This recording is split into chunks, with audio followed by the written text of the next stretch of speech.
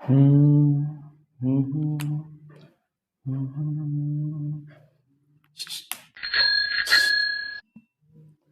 अरे आ गए आप लोग। मेरे दिमाग में ना बहुत दिनों से एक चीज चल रही थी। मैं ये सोच रहा था कि क्यों लोग इतना पैसा खर्च करके एक बड़ा सा ऑर्गेनाइजेशन क्रिएट करते हैं, क्यों उन्हें सारी चीजें सिस्टमैटिक चाहिए। इंस्टेड ऑफ दिस ये भी तो कर सकते हैं ना हम लोग कि एक बड़ा सा सिंगल लेवल का हॉल क्रिएट कर दें, या जैसे वेयर हाउस होता है उस वेयर हाउस में ही हम सारा काम करना शुरू करें, वहीं पर मैन्युफैक्चरिंग करना शुरू कर दें, वहीं पर हम मैनेजर सुपरवाइजर्स को बैठा दें और जो हमारे बोर्ड ऑफ डायरेक्टर्स या ओनर्स है उनको भी वहीं पर बैठा दें। तो क्या होगा कि सभी लोग देखते रहेंगे एक दूसरे को, इजी होगा ना ये काम। अच्छा, हम घर की अगर हमारे बात करते हैं तो हमारे घर में भी हमें चाहिए एक प्रॉपर बेडरूम, एक स्टोर रूम चाहिए, प्रॉपर किचन होना चाहिए, गेस्ट रूम होना चाहिए। इसकी जगह हम वहां पर भी सेम अप्लाई कर सकते हैं, एक बड़ा सा हॉल क्रिएट कर दे, ओपन खाना बन रहा है, ओपन में गेस्ट बैठे हुए हैं हमारे, और हम जो भी काम कर रहे हैं हमारे रेस्ट रूम की जगह हम वहां ओपन में जो भी हमारे डिफरेंट वर्क्स है उसको परफॉर्म कर रहे हैं। Why there is a need of proper structure, इसी क्वेश्चन का आंसर आज आप सभी को मिलने वाला है हमारे इस वीडियो में। सो चलिए आज के लेक्चर को शुरू करते हैं।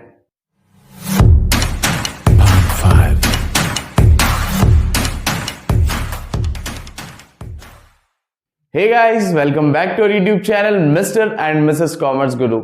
आज हम बात करने वाले हैं ऑर्गेनाइजिंग की। ऑर्गेनाइजिंग होता क्या है? तो मैनेजरियल फंक्शन में, मैनेजरियल प्रोसेस में हमने फर्स्ट ऑफ ऑल क्या किया था? प्लानिंग।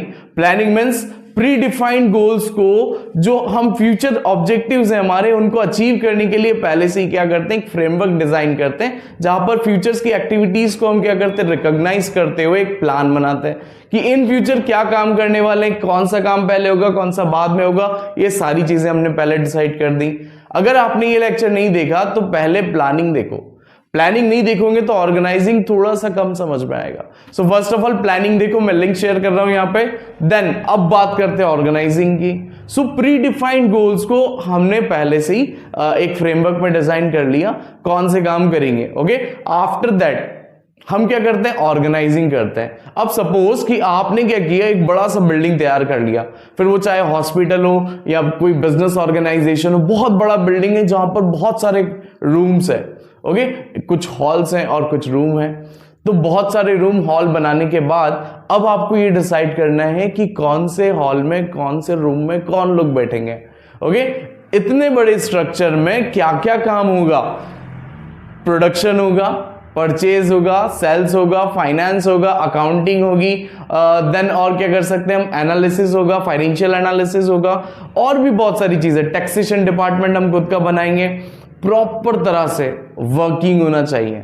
अगर वर्किंग वहां पर प्रॉपरली नहीं होगी तो क्या हो सकता है कि हमारे बिजनेस को लॉसेस फेस करने पड़ सकते हैं।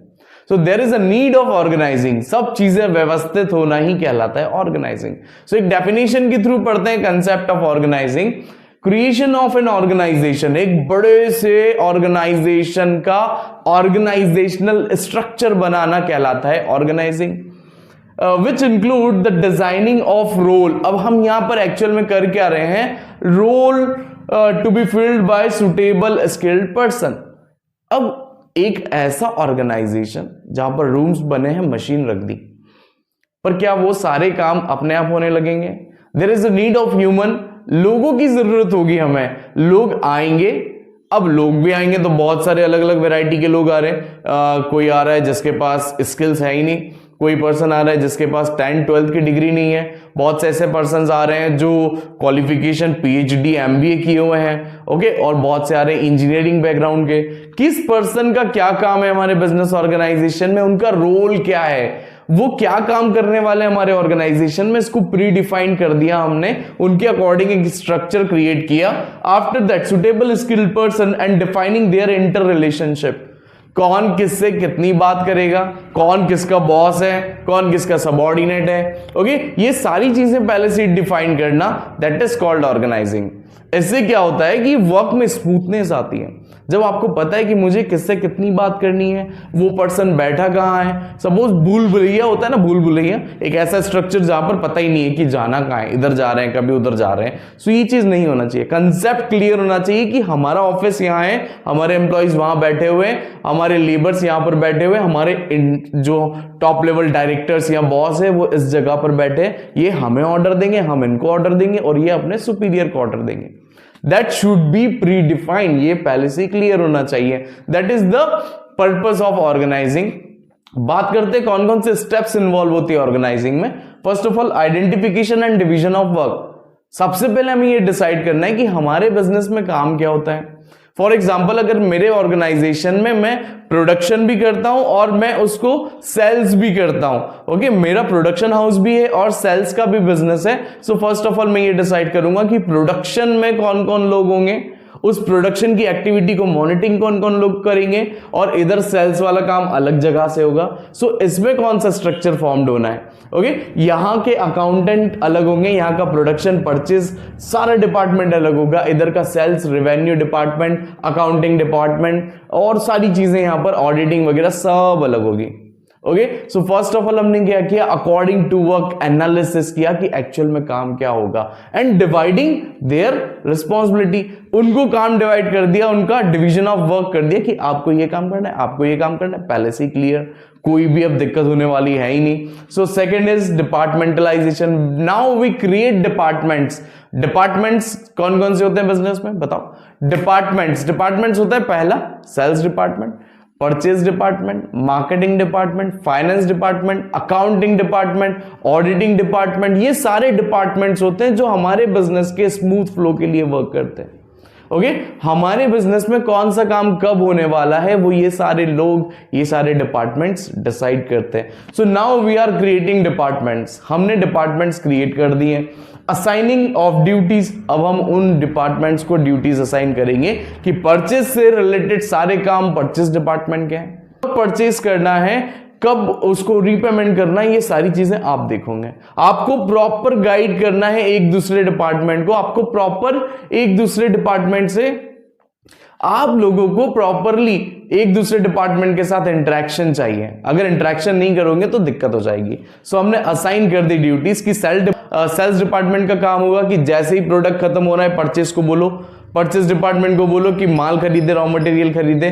परचेज ने जैसे ही माल खरीदा वैसे ही प्रोडक्शन को बोलेगा चलो प्रोडक्शन शुरू करो। जैसे ही प्रोडक्शन शुरू हुआ वैसे ही प्रोडक्शन आएगा सेल्स के पास, सेल्स अपने मार्केटिंग डिपार्टमेंट को बोलेगा मार्केटिंग शुरू करो। मार्केटिंग ने जैसे ही काम किया वैसे ही सेल्स शुरू। So assignment of duties, establishing reporting relationship, कौन अपने काम की जो जवाबदारी उसको मिली है उसकी रिपोर्टिंग किसको करेगा। मैंने काम पूरा कर लिया, मैं बैठ गया आके, किसी को नहीं बता रहा हूं, किसी को पता चलेगा काम हो गया? No, there should be reporting relationship कि आपने जो काम आपको मिला था वो कब करा, कैसे करा, इस चीज की रिपोर्टिंग करो। अगर इस चीज की प्रॉपर रिपोर्टिंग होगी सो प्रॉपरली कोई भी दिक्कत यहां पर आने वाली नहीं है। So there should be a proper reporting. After that next क्या होगा, इंपॉर्टेंस। अब बात करते हैं हम इंपॉर्टेंस की। So what are the importance of organising? So first of all specialisation in work. Specialisation का मतलब क्या होता है, एक अगर टेलर की हम बात करें तो 10 साल 12 साल 15 साल से वो पर्सन जो है वो सिर्फ और सिर्फ टेलरिंग कर रहा है, सिलाई कर रहा है, खचर खचर खचर खचर सिलाई करते करते आज वो इतना आज वो इतना स्पेशलाइज्ड हो चुका है कि खुद का एक ब्रांडेड स्टोर है। बहुत ही परफेक्टली वो स्टिचिंग करता है जिसमें आप उसकी जरा से भी गलती नहीं निकाल सकते हो। अगर हम एक प्रोफेशनल टीचर्स की बात करें तो प्रोफेशनल टीचर पढ़ा के बहुत सारी इंस्टीट्यूशंस में बहुत जगह पर बहुत सारे स्टूडेंट्स को पढ़ा के वो एक प्रोफेशनल टीचर बन जाता है जो फ्लुएंटली हर कंसेप्ट को क्लियर करता है। ओके, वैसे ही लॉयर्स होते हैं, डॉक्टर्स होते हैं, ये सब अपने अपने काम में स्पेशलाइज्ड है। तो ऑर्गेनाइजिंग के थ्रू जो काम हम अलॉट करते हैं जिस पर्सन को, वो उस काम के लिए सूटेबल होगा, और जब वो पर्सन उसी काम को रेगुलर बेसिस पे परफॉर्म करेगा so definitely he will get specialisation in his work. वो अपने काम में स्पेशलाइज्ड हो जाएगा, माहिर हो जाएगा। सो पहला इंपॉर्टेंस देखा हमने specialisation of work. Second is clarity in working relationship. किसको कौन ऑर्डर देने वाला है, वो पर्सन काम करने के बाद रिपोर्टिंग किसको करेगा, ओके। अगर कुछ काम बिगड़ता है तो उस केस में हेल्प किससे लेगा। So there should be a clarity, पहले से ही क्लियर होना चाहिए कि भाई साहब अगर कोई दिक्कत होती है तो इसको रिपोर्ट करो, काम कंप्लीट हो गया रिपोर्ट करो। There should be a clarity in working relationship, working relationship में क्लियरिटी होना चाहिए। ऑप्टिमम यूटिलाइजेशन, इंपॉर्टेंस देखा हमने कि ये ऑप्टिमम यूटिलाइजेशन वर्ड है ना, बार बार रिपीट होगा। ऑप्टिमम मींस जितने गिवन रिसोर्सेज मिले हैं उस रिसोर्सेज को विदाउट वेस्टेज ऑन टाइम आपका achievement, that is called optimum utilisation. आपने जो रिसोर्सेज आपको मिले थे उसको ज्यादा वेस्ट ना करके प्रॉपर, अगर आपको ऑन टाइम अचीवमेंट चाहिए, so there should be organising. Effective administration, business में एडमिनिस्ट्रेशन बहुत इंपॉर्टेंट रोल प्ले करता है, क्योंकि ब्रेन, ओनर्स, डायरेक्टर्स वो ब्रेन होते हैं। जो ब्रेन वाले पर्सन्स है ना, ये लोग सोचने का काम करते हैं। इसको सोचना, थोड़ा सा इनोवेशन करना और उसको इंप्लीमेंट करवाना, ये काम होता है एडमिनिस्ट्रेशन का। सो अगर एडमिनिस्ट्रेशन प्रॉपरली डिजाइंड है, उनको अपनी अपनी ड्यूटीज प्रॉपरली एलोकेटेड है, सो यहां पर कोई भी दिक्कत नहीं होगी। सो इफेक्टिव एडमिनिस्ट्रेशन के लिए प्री डिफाइंड ऑर्गेनाइजिंग करनी होती है। After that adoption to change, next आता है adoption to change. Adoption to change का मतलब एक डायनामिक ऑर्गेनाइजेशन आपने क्रिएट कर दी है। डायनामिक मतलब एक ऐसी नाव बना दी जो समुद्र की हर लहरों के ऊपर से निकल जाएगी, ओके। एक ऐसी नाव आपने क्रिएट कर दी है जो बहुत ही तूफान वाले समुद्र में भी चल रही हैं, okay. That is called adoption to change, dynamic organisation create करना। डेवलपमेंट ऑफ पर्सनल, एक पर्सन, एक ही ऑर्डर मिल रहा है उसको, एक जैसा काम रोज कर रहा है, थोड़े टाइम बाद उसका काम, उसकी एफिशिएंसी बढ़ेगी, उस एफिशिएंसी के साथ हम उसको प्रमोशन देंगे, प्रमोशन के बाद फिर वो नया काम सीखेगा, नई अर्निंग करेगा। सो अल्टीमेटली उसका डेवलपमेंट हो रहा है। और एक ऐसा ऑर्गेनाइजेशन जहां पर कोई ऑर्गेनाइजिंग सिस्टमेटिक परफॉर्मेंस है ही नहीं, कौन किससे कब बात कर रहा है, कैसे बात कर रहा है, किसको रिपोर्टिंग कहां करनी है, कुछ नहीं पता, तो वहां पर डेवलपमेंट नहीं होता। वहां पर जो प्रोडक्टिविटी इंडिविजुअल की वो डिक्लाइन होती है, नीचे चली जाती है। So that is called development of personal. Last importance है हमारा एक्सपांशन एंड ग्रोथ। ऑर्गेनाइजिंग से बिजनेस में एक्सपांशन आती है, ग्रोथ आती है। अभी जस्ट हमने बात की, अगर इंडिविजुअल का डेवलपमेंट हो रहा है तो ऑर्गेनाइजेशन का डेवलपमेंट है। एक इंडिविजुअल का डेवलपमेंट हो रहा है, उसकी स्किल्स बढ़ रही है, तो ऐसे ही बिजनेस के सारे लोगों की स्किल्स बढ़ रही है, और सभी की स्किल्स बढ़ती जाती है तो प्रोडक्टिविटी बढ़ेगी। प्रोडक्टिविटी बढ़ रही है तो अल्टीमेटली आज बिजनेस जिस पोजीशन पे, इससे ऊपर जाने वाला है। एक्सपांशन एंड ग्रोथ अल्टीमेटली आपको मिलेगी, ओके। Clear it is.